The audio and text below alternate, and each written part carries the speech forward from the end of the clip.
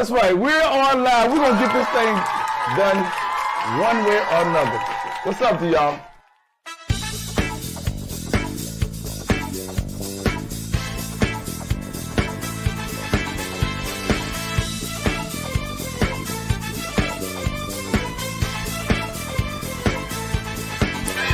Welcome to Third Eye Visions, y'all.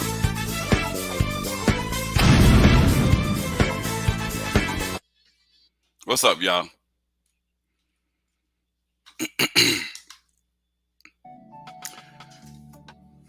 Good Saturday evening. Welcome. My name is Anthony Parker, and I really want you all to check out this video. I will be speaking with Clayton Jacobs, a young blind man from Arizona. He will be talking about the incident which occurred where his sister was killed at the hands of the police. I want to say that I appreciate you all supporting Third Eye Visions. As I mentioned, I do from time to time trying to change up. What's up, Clay? I'm here. Okay. I do from time try to change up and talk about other issues aside from blindness and whatnot, to let people know that there are more to us that just, speaking on issues that we face. But we also encounter other situations, day-to-day living, things that affect us in other ways in shape and form. And that's what I want to talk about, try to divert every once in a while. And I hope that you join me on this journey. And today is no exception because, as I mentioned, he's here, y'all. I will be speaking with Clayton in a few minutes after I tell you that Third Eye Visions is the movement. Third Eye Visions is the way to go. Third Eye Visions, is not just for individuals who are visually impaired. It's a way that you can use your brain. You're allowed to use your third eye, which is considered your third eye, to think in a different aspect at some point. I'm quite sure you've heard people say, use your third eye to think, or use your third eye to tap into that. But anyway, thanks for subscribing, those who have. And for the new subscribers, please hit that like button. Please subscribe. Please hit the notification bell after you have subscribed. And also comment, like, share, and follow. Stay tuned, because me and you and Clayton will probably learn something, and I definitely can learn something from what he's about to take us through this particular journey. And hope it doesn't rehash too much on him, because I know this is a very touching situation, and we'll be talking with him, and he will be telling us how his sister was killed at the hands of the police. Now, this is no way bashing the police. This is just basically I'm trying to get different perspectives, because at first I was like, man, I don't want to do this, but then after he told me what had happened, I said, man, I gotta talk about it so that I can get a different perspective and not just focus on what I feel, just coming and get a perspective from others. So hope you enjoy the show, and I hope you enjoy Clayton's story as he comes to us from the great state of Arizona, correct? Correct. And we're gonna get a little bit into his business and talk to him before we get into the story and whatnot, and allow him to tell us who Clayton Jacobs is. Go ahead. So, I am a singer, songwriter, rapper, producer, and also entrepreneur, owner of Blind Money Records, and I'm all about blind socioeconomic empowerment, and I also like you said, I'm gonna discuss what happened with regard to my sister and everything else, but that's just like me in like a nutshell. Well, we're gonna take you out that nutshell for a while because we have time. I know, right? Yeah, we got time. Look, yeah. Clayton, look, I'm trying to get him to loosen up. This ain't the real Clayton that I know. He has opinions about a lot of things. I'm telling you. I do have a lot of opinions on a lot of things. Yeah. And that's a why lot of viewpoints. Yeah, I want to bring him on. So tell the people a little bit, first of all, how you lost your sight, if you want to share that with us and what have you. So I was born blind. So like I never had eyesight. Like I was born with bilateral optic nerve hypoplasia, which is a rare type of blindness, which basically means like underdevelopment of the optic nerve. So uh so yeah, like I was born like that. And then like I learned braille and music and things like that from an early age. Like I started learning braille as well as like music uh when I was 2 years old. And then like I even like I started singing, playing the piano then. And then I when I was 6 I started rapping. So and then when I was like 15 I started like writing music. And like I've been doing it now for like almost 20 years. I mean, so it, it's been a like it's been a long journey. I you know, and it's a lot of hard work. If people think that it's gonna like just happen overnight, I hate to disappoint people, but it's not. Like some people may seem like they blew up overnight, but there's a lot of hard work that goes into it. A lot of dedication, uh, a lot of sacrifice, a lot of really just really having to like put yourself out there and differentiate yourself from the pack. So, and for me, like I'm probably one of the most like maverick type. I don't know, maverick type of blind people you'll ever meet, because I'm not the average type of blind person that you would think of. And that is for sure, definitely. And I want to press forward a little bit and talk about you have a you very should I say you have opinions about a lot of things that bother you from that may be blind related, they may not be blind related. What Yeah. what is it that has caused you to weigh in on a lot of things? Is just that you're that guy, or you just want to present your point of view about things? What is it? Um. So it's really like my background. And my background of like I grew up in a home where I was basically like abused by my mother and neglected by my father. He was basically a factory worker, and so he spent so much time working, and I hardly got to see him. And then he was incarcerated when I was 12, and then just and so like seeing the system basically protect my mother, and seeing the system uh like pretty much the system doesn't care about blind people straight up, and they don't want us empowered. And in fact they'd rather we be eliminated. I'm just going to speak the facts, because that's I mean, when you look at the way that we're treated in the education system, the way that we're treated in the vocational rehabilitation system, the way that the lack of like funding for blind entrepreneurs, like a lot of us, like we have to go and get it, because the like Voc Rehab, when they say you want to be an entrepreneur, we can't really help you with that. So, it just so like and then also like when because I got to like testify in my father's post conviction trial like years later, but during that particular time leading up to that, and even like since that, I I got tired of the government violating my rights, so I started like studying the law and studying how the system actually worked. I would spend like 16 hours a day literally reading cases, statutes, law review articles, treatises, practice aids, all this stuff. So like I understand not just how things work from what happened in my own life, but also like reading the cases. Like I know things about like you know ADA case law and things like that that people may not necessarily know unless they've delved into that. So Okay. Now, I like how you made the transition, because we're going to be talking about something which has a great deal to do with the law enforcement.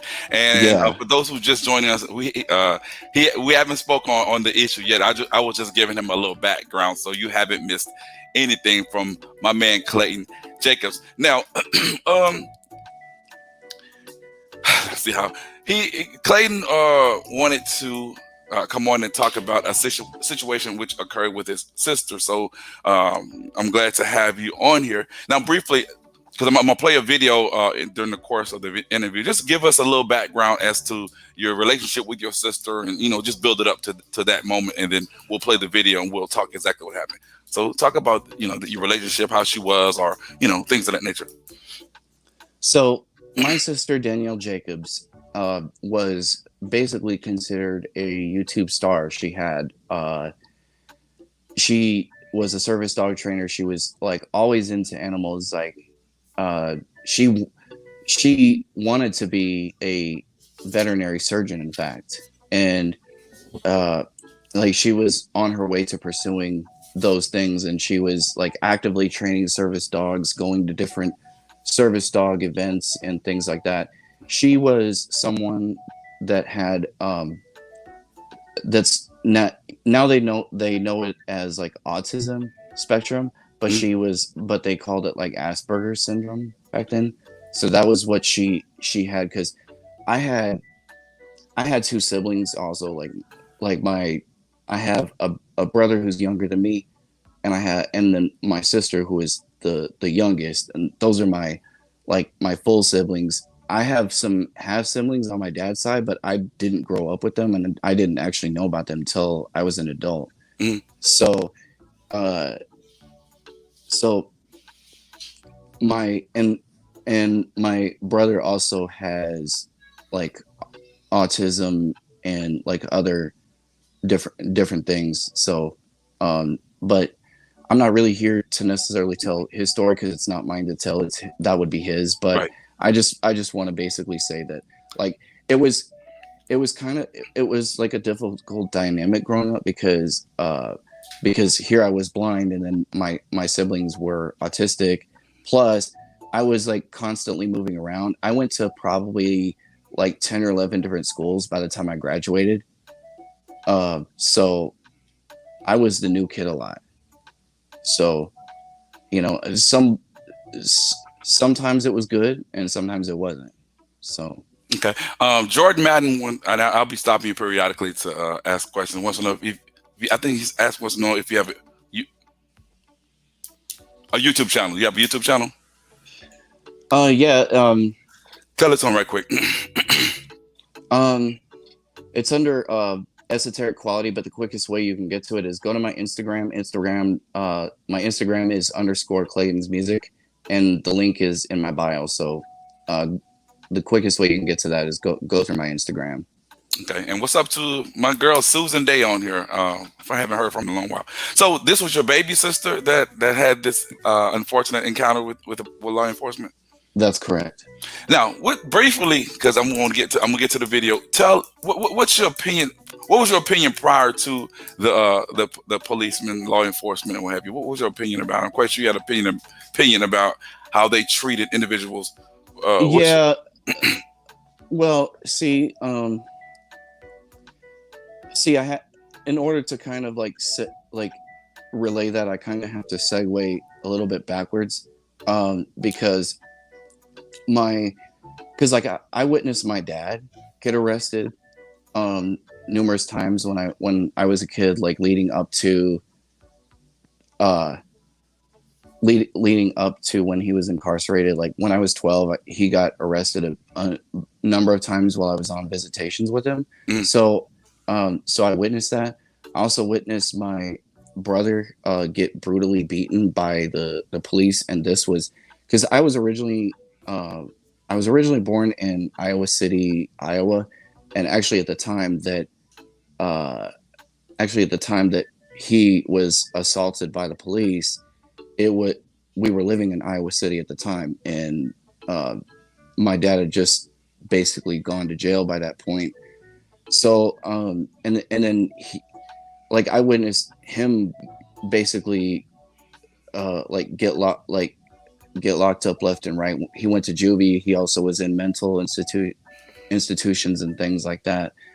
And then later when I was an adult, when I was 21, I also got arrested for assault.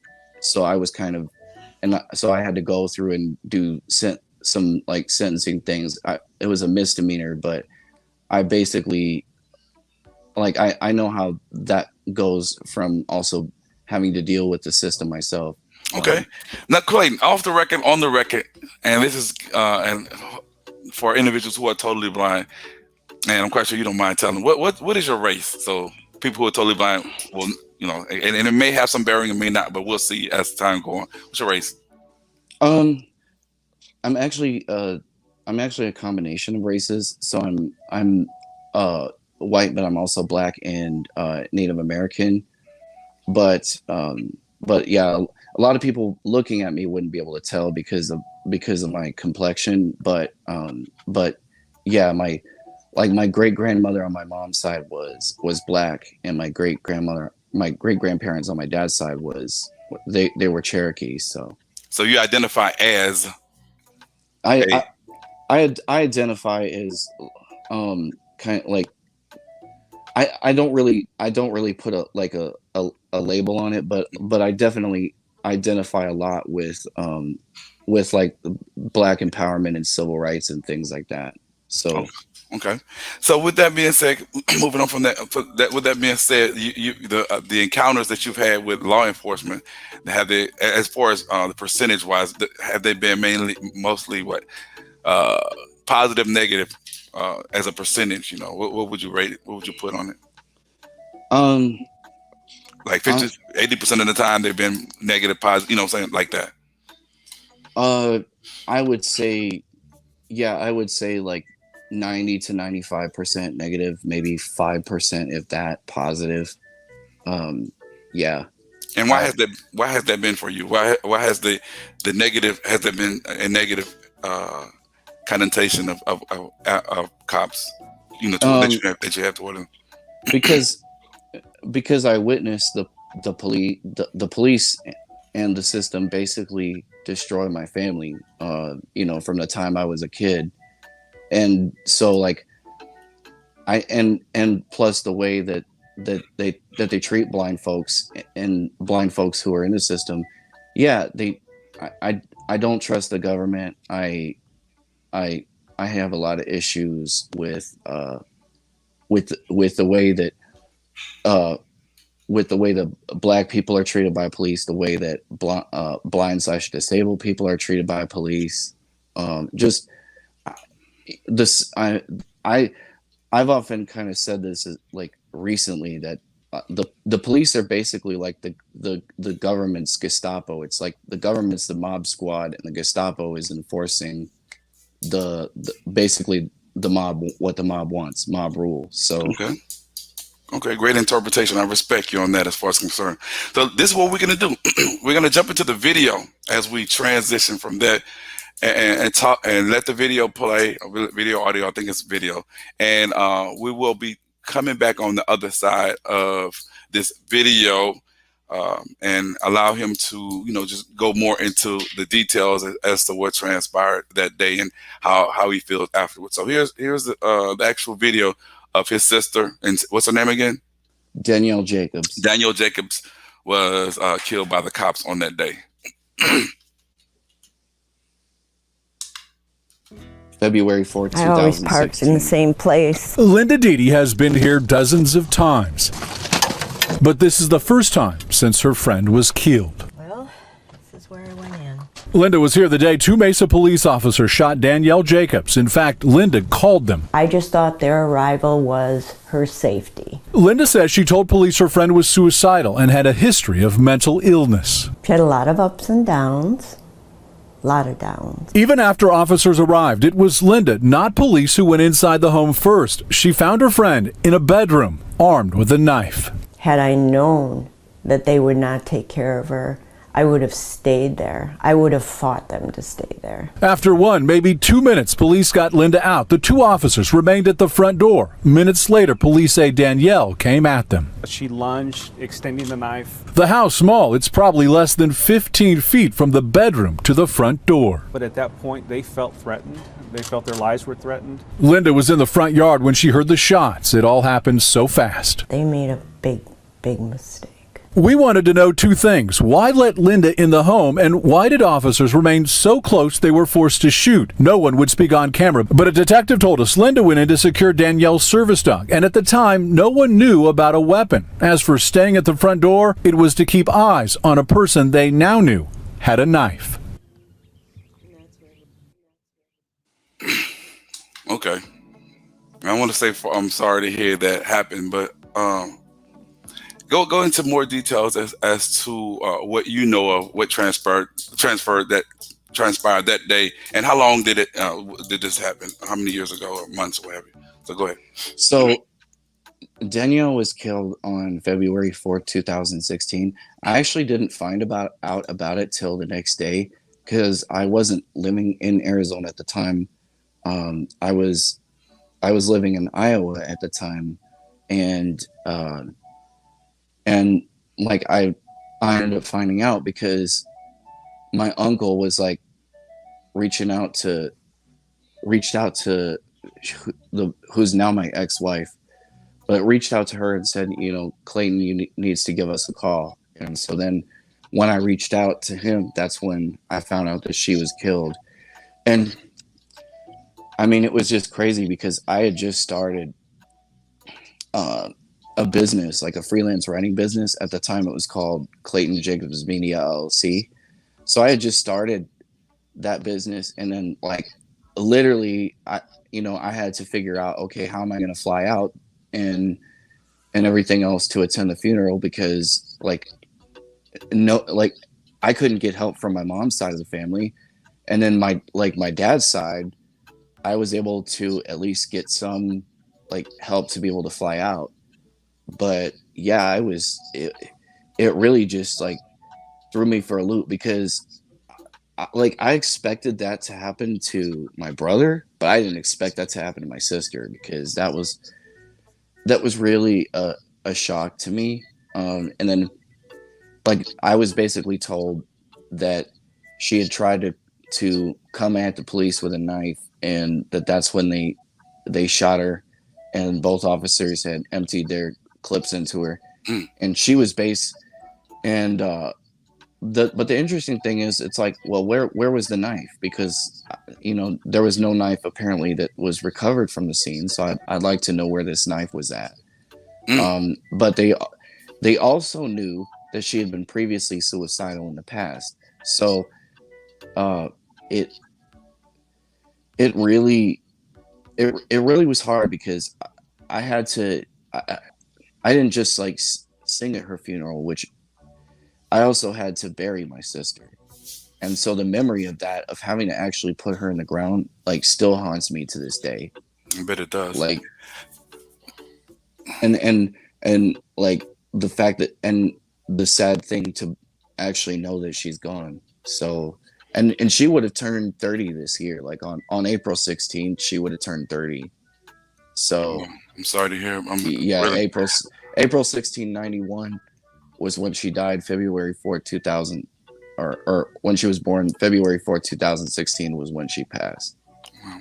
Now, if it gets too hard for you to talk about it, let me know, because I want to ask you a few questions. And if y'all have any questions that y'all want to ask him, feel free to put them in the comments.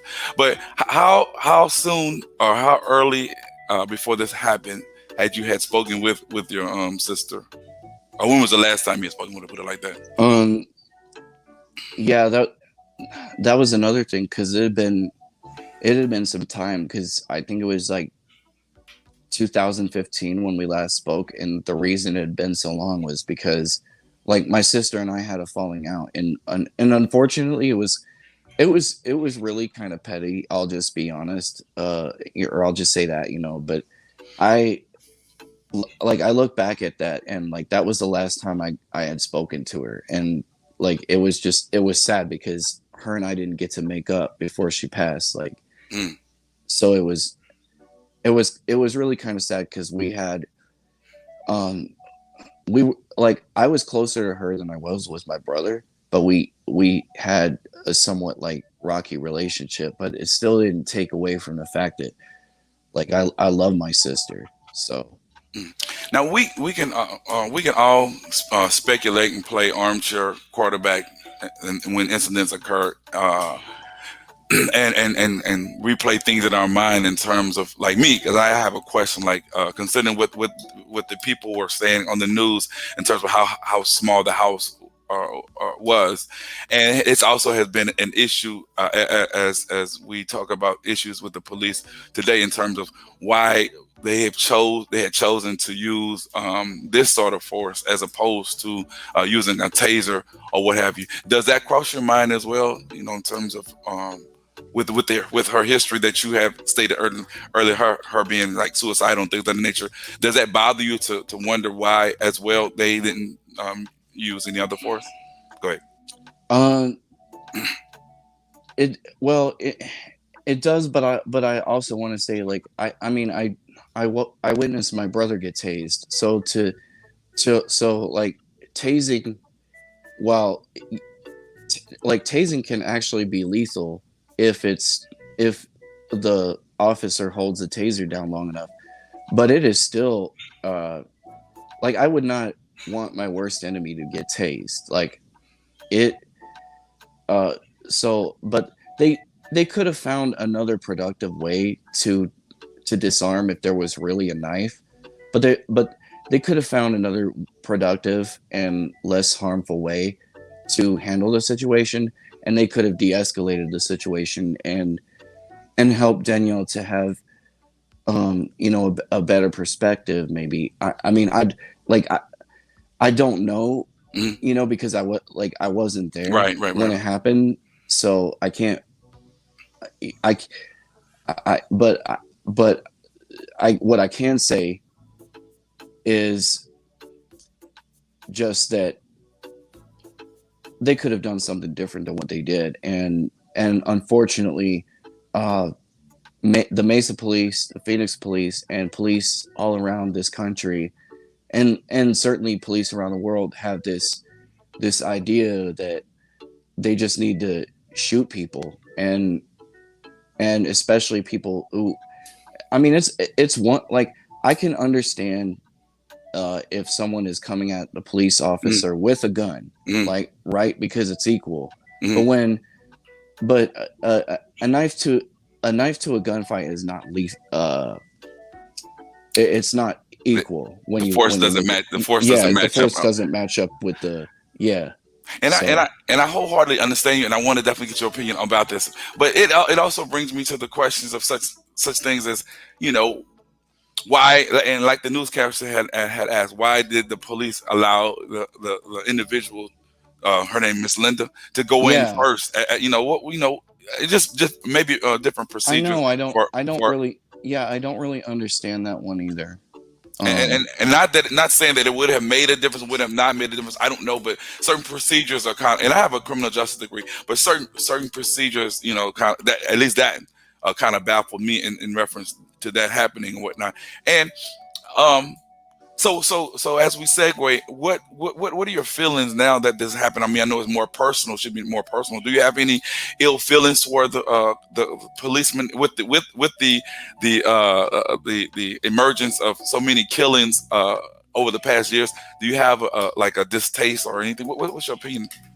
Yeah, but and it also goes back to this thing that basically, when you look at government from top to bottom, they've shielded themselves from accountability.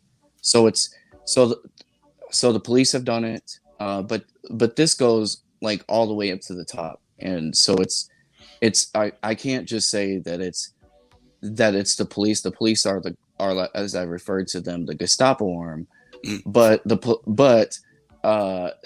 they're not the only arms of the government that are at work, really oppressing people and violating people's constitutional rights and murdering people and basically committing state-sanctioned genocidal violence. Okay, yeah, definitely. So, with that being said, gosh, this was hard. I mean, how are you feeling now, considering this has happened to your sister at the hands of law enforcement? I mean, I still feel angry because she still received, like, the police who killed her have not been charged, and there's been like no justice served. So I'm not happy with them. They're still on the force. The two police officers that killed her. So it's really outlandish. And when you look at the police budgets, like Mesa gets $202 million a year for the police. Phoenix gets they've now increased the police budget by over $60 million. So it's now, I think, up to around like $780 million. I mean, for that price, you could basically buy a super yacht and still maybe have money left over. You know what I'm saying? So it's just, that's how much money, to put it into perspective, that they're spending on police. And with that being said, by the fact that they had killed your sister, and with the fact that there's so many sometimes great deal of unjustifiable killings and what have you. Yeah. Do you feel that, I mean, that there's a great deal of reform that needs to happen, or what will be your opinion about that, considering this has hit you so close to home? You know, I can tell you this much. The government can't be trusted to reform itself. That's, you know, I'm trying to think of the best analogy to put this into, but take your time. You can't, but you can't really expect the government to reform themselves. That's not really how that works. The only way that you like basically have power is you have to take power. It's not going to be given to you. And you know, when I've even been a part of the different protests that have happened around the valley, and I've been also a protester for, you know, a while. So the problem though is that, like, with protesting,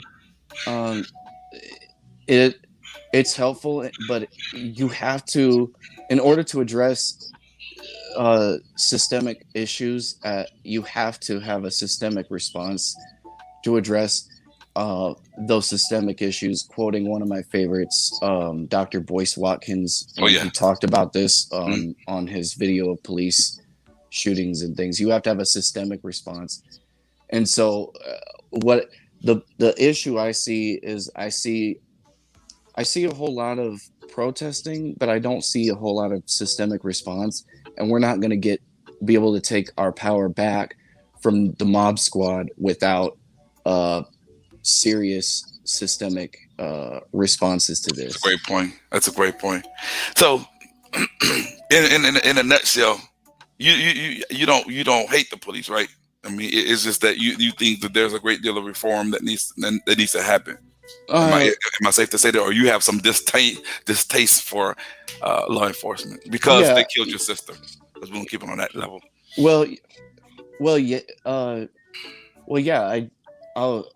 I'll say this: like, I do have a hatred for the police because of not only what they did to my sister, but what they've done to my family.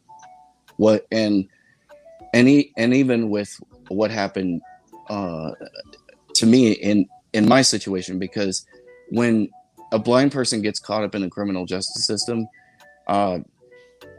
having your ADA rights honored is like very difficult to come by, because the police are not going to give you copies of the complaint in that's filed against you in Braille. They're not going to give you the documents and exhibits that are being filed against you in Braille. Not without you really having to fight for that. And when you look at ADA and Rehabilitation Act case law, police have actually taken canes away from blind prisoners. So, or correctional officers have done that. So, there's a lot of issues there, and the police are basically perpetuators of white supremacy and ableism among, you know, all the different, you know, the discriminatory apparatus and things that they that they use, because the government is basically run by white supremacists and ableists and Mhm. people that are predatory and that discriminate.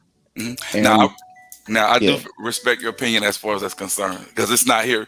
We're not here to, and a yeah, lot of people. No, because there are going to be people that want to come be argumentative, and that's not even the situation, because it doesn't help none to do it on the channel. And like I say, I respect his opinion, and I admire the fact that he's coming out and saying these things, and because that's what he believes. But with that being said, by the fact that your sister is Caucasian descent, right?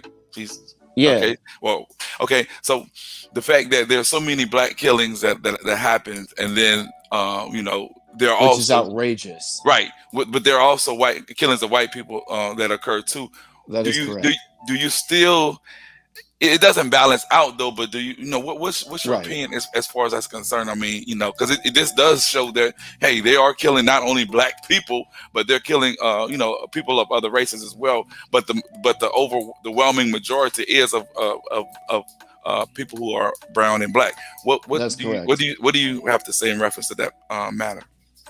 Yeah, I would say that that is absolutely correct. But I also want to point out that a lot of these killings are also of like disabled people. So yes, there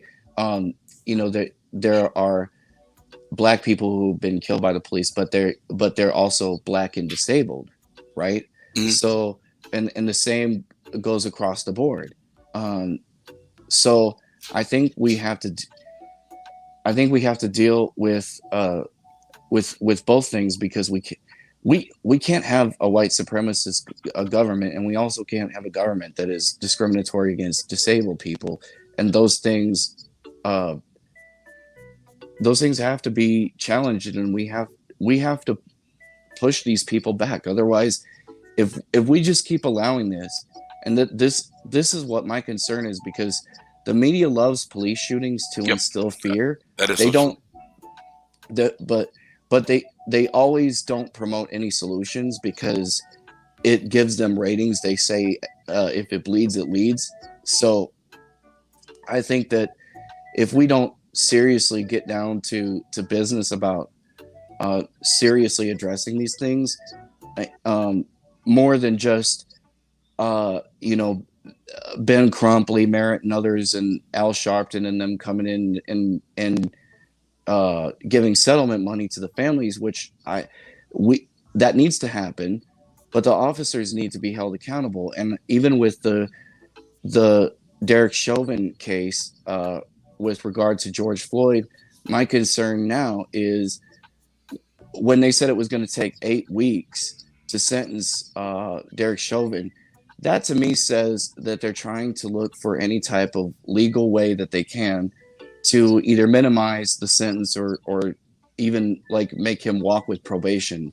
So I'm just very concerned that if we don't deal with this, this is just going to keep on getting worse, and the government's going to keep on tightening its white supremacist, ableist, authoritarian, totalitarian grip on society, and we can't allow that to happen if we want to be free. And for me, like I would rather die to be free than to live in bondage. I like So that.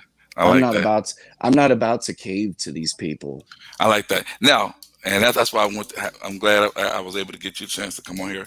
Did you have these views prior to your sister being killed, or this kind of reinforced it, your opinions about the police? I had those views before, but it certainly reinforced it. But yeah, I've had those views, and even uh even when the Michael Brown situation, and when Trayvon Martin and all those things happened, I was still just as angry about that. Okay. So Well, I'm not trying to cut you off, but I wanted to catch this yeah, comment right quick. A lady by the name of Susan Day stated that in her comment, she said, "What can we do to help? What are some solutions that you may have for coming from your perspective to help out this?" Because she said she had a son that was also tased. She also has a son that's also, I think she said has mental issues and what have you, if I'm paraphrasing. But what can we do to help? That's the main thing in terms of what she said. Well, that's it's really kind of a hard answer because because in There's order no to one answer, first of all. yeah, right, and in order to really deal with this, if you're talking about legal, because there's legal and there's extra legal, but if you're talking about legal means, like literally what's going to have to happen is you're going to have like attorneys and an organized movement of people on board that are not just going to put up with just getting a settlement check and that's it. Exactly. We got to have attorneys that are willing to go gung ho, that are willing to go gung ho for the police, and we have to deal. We also have to deal with the fact that a lot of times attorneys, whether they're prosecutorial or defense, have cozy relationships with judges and law enforcement. Boy. So we gotta deal with that. Clayton, if I was here, man, I'd give you a hug, man, because those are some of the issues that my girlfriend and I have touched upon, and I've listened to. Not trying to divert from what we're talking, but it all ties up together. That this is something that's definitely true, because you all, for one, when issues like this, police killings occur, as far as with black people, we see the same lawyer. I don't know Benjamin Crump at all, but we see the same lawyer at every situation, and everything that occurs. It's the same person. And I want to conclude a little bit, but I want you to comment on continue with what you said. I just had to stop you right there and give you your flowers right quick, because that definitely is so true. Go ahead. Well, even for example, when you look at criminal process and criminal procedure, and you look at trying to get post-conviction relief once someone's been caught up in the system, when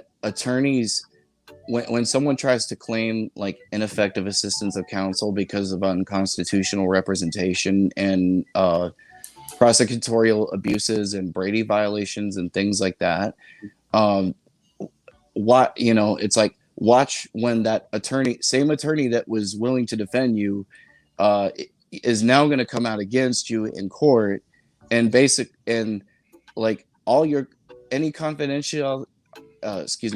confidentiality that you may have had with that attorney is gone. Oh, that's true. So and that's just, and people can look at Strickland versus Washington and the companion cases to even like see how that's played out, and just how dirty prosecutors have been willing to go to get convictions, because the criminal law system isn't really about addressing wrongs in society. It's about profiting at the expense of the taxpayers, but also at the expense of black people and others caught up in the system. So it's a very predatory system. It's not about justice. Okay. Well, I want you to. This is some very important stuff that you kicking out and whatnot, and it's making a lot of sense to me and my guests. Before we conclude, Jordan wants to know, and we're gonna have to back up a little bit, and he wants you to explain. I know what it means, because I have a criminal justice degree, about the Chauvin situation in terms of what you stated, in terms of him. They're holding him for 8 weeks before they. Yeah. So sorry about that. Sorry about that. I had a phone call coming while you were trying to talk. I had to decline it real quick, but okay, just elaborate a little bit. One of my guests wanted you to elaborate just quickly about what you had stated about the Chauvin situation. Remember, quite earlier you said that they're going to hold him for 8 weeks before they actually give him a sentencing, so that they can basically, allow him, in your mind, to find some way to him to get probation or a lighter sentence. He just wants you to expound more about what do you mean by that.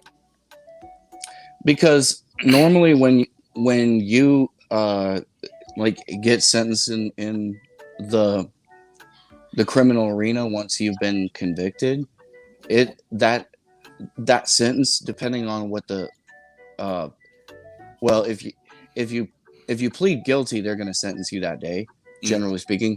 Or if you plead no contest, they're probably going to sentence you that day. But if you plead not guilty, sentencing usually is going to happen within a month or so. It's not going to take 8 weeks for them to figure out, especially in Minneapolis. Come on now.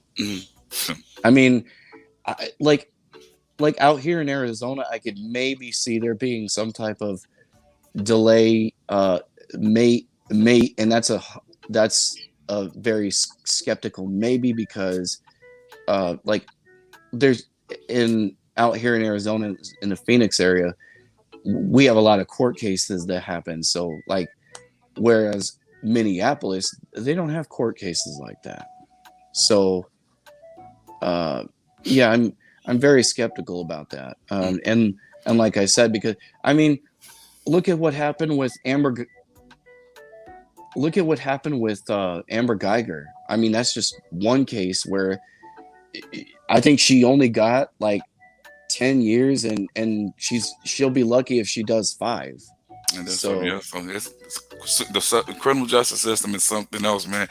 Don't take it as face value. You definitely have to do your work to understand exactly the writings, the ins and outs. But you definitely have to do your research and understand it. As we come to a conclusion, man, because time definitely flies, and we had a lot of guests on here.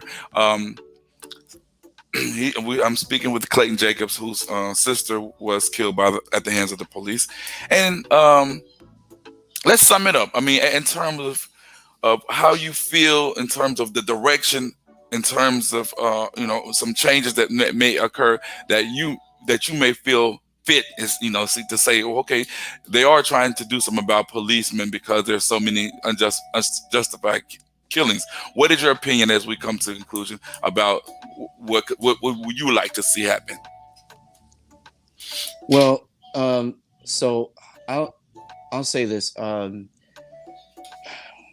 In order to really fully address this the way that it needs to, it's going to take vast resources to do that, and it's going to take a systemic approach.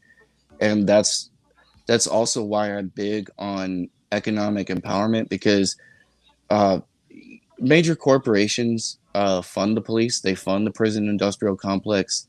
They're putting their money where their mouth is, basically. And we're going to have to basically do that and build and cultivate a strong economic power base, so that we can also throw our resources at stopping the militarization of police and stopping these race soldiers from murdering people left and right without any accountability, and stop prosecutors letting them off the hook, and stop the states from doing what they can to try and let them off the hook. I mean, and also we have to address it at the federal level, because Joe Biden put 100,000 cops on the street with the 94 crime bill, and they're even looking at they've been doing more militarization of the police since he got elected. So we really have to deal with this by economically empowering ourselves and each other, and taking those resources and putting a stop to it. And I'm also big on the Second Amendment. So we also need to get people arms. We have a resistance force to keep them from doing. Definitely, to keep them from just murdering people left and right. Well, there you have it. I want to thank you for coming on Third Eye Visions finally, and getting your uncandid opinion about topics and whatnot. What's next for Clint? But before you answer that, give them again your YouTube channel, because I think Miss Susan Day said she just followed you on Instagram. But for those who are joining us and love topics such as this, give them your YouTube channel, how they can find you, man. All right. So Instagram.com/_Clayton's music. is like the best way to find it, because it's under esoteric quality on my YouTube channel. If you would like to like support my music, and which I would definitely appreciate, because Yeah. like trying to get studio time right now has been crazy, and I definitely could use help with getting equipment and things like that. So for anyone who wants to show support, my Cash App is $Blind Money Records, and you can help that way. But again, like as far as my YouTube channel, go to my Instagram, and Instagram.com/_Clayton's Music, and follow me there, and also subscribe to my YouTube channel, and Okay. we'll take it from there. And then also, you asked me what's next. When I can get a studio session, because it's been difficult to get right now. You're gonna get it. I have a song that I'm gonna be releasing called Savage, and then also I've got an album that I've been working on for a long time that I'm still like I'm gonna probably call like Blind, Broken, Pissed Off, because I feel like I like because that. I feel like we need, there's not really music that speaks to the plight of the blind community, and all the nuances of it. And so like I want to write and do this music and be that voice for the blind person that's struggling and wondering how they're going to get by. And that's real. That's real, because, like I mentioned, I admire the fact that you're doing it, and let people see the other side of what blindness is all about. I mean, it's only so many things you can show about how to sit on a toilet, how to get up off of a toilet, how blind people walk, how blind people, I know. so we can definitely go into a whole bunch of stuff that kind of pisses me off. We're human. I know, right? We have real thoughts. So you're definitely doing your just due in terms of making it happen, because I see you working, I see you posting and everything like that. So I want to thank you again for coming on the show, and please support, as I've always been doing, and share. You all share. I mean, share the video. Don't just come on, listen to me talk. Share it. Yeah, that's the only way we can get the information out there. You know what I'm saying? Only way. But you're welcome to come back, man. If you have any topics you want to come, I have a thing called Open Discussion Mondays, and if you have a particular topic, you can definitely be my guest, because I love people with thoughts, with who can think, on other levels in terms of just I don't want to step on nobody's shoes, but just open your third eye. So with that being said, any last minute comments? Any last minute sayings? Yeah, I was gonna say, speaking of that third eye, for like anyone who doesn't know what that is, like the third eye chakra is located like right around the forehead. So like and that has to deal with like opening up the mind, and also like it helps like clearing that chakra helps make for like better decision making and things like that. So like I think it's cool that you did it based off of the chakras, because I'm into that. I'm into holistics and all that. So I totally dig it. Thank you, man. I appreciate that. So Clinton, thanks again. And like I said, y'all, with that being said, I want to thank everybody for supporting Third Eye Visions. I mean that from the bottom of my heart. Glad you all stayed the course. Sorry I couldn't get to all y'all's comments, because when I do that, sometimes it takes away from me commenting. I'll be listening to the guests, and I'll be like, what did you say? So I try my best to try to put it in. So with that being said, y'all, I'm about to go get me something to drink and relax, and catch me if y'all can on the other side. And Clayton, thanks again, baby. All right, thank you, man. Okay. All right, peace.